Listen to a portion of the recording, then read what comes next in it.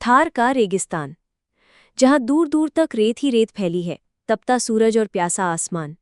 सालों से लोग बादलों की ओर टकटकी लगाए रहते हैं कि शायद कभी काले बादल आएंगे और सूखी धरती को भिगो देंगे। गांव कांकड़ी का हाल भी ऐसा ही था। रेत के टीले, बिखरे हुए कच्चे घर, ऊंट और बकरियों के झुंड, और लोगों के चेहरे पर एक ही सवाल, इस साल मेघ बरसेंगे या फिर से सूखा पड़ेगा। गांव का बुजुर्ग धूधराम रोज सुबह टोपी बांधकर आकाश देखता। उसकी आंखों में अनुभव था बादल पड़ने का। बच्चे उसे पूछते, बाबा आज पानी बरसेगा?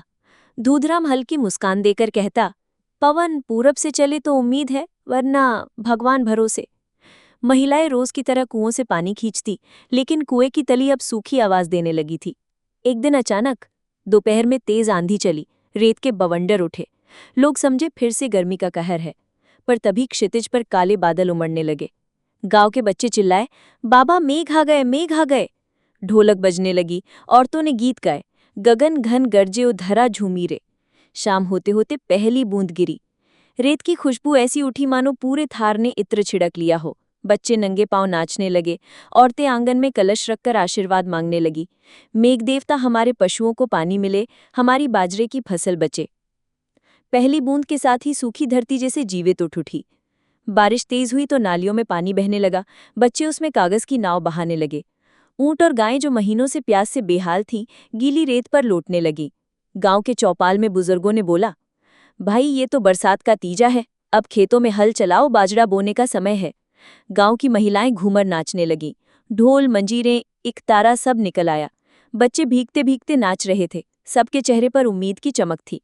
धूधरम बागा ने कहा, देखो ये बारिश सिर्फ पानी नहीं है, ये हमारी सांसें हैं। अगर मेघ ना बरसे तो ये गांव जिंदा नहीं रह सकता।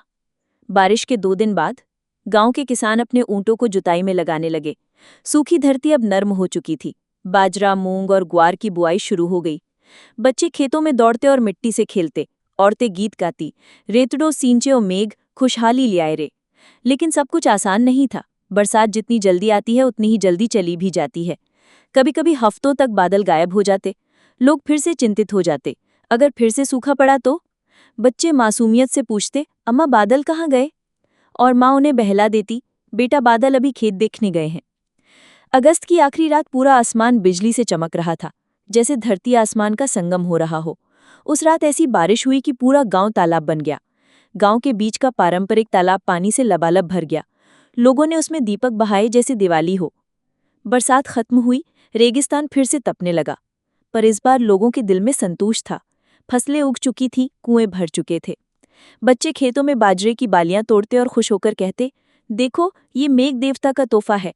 धूधराम बाबा चौपाल पर बैठकर मुस्कुराए, जीवन का असली सुख यही है, रेगिस्तान में बारिश की पहली बूंद।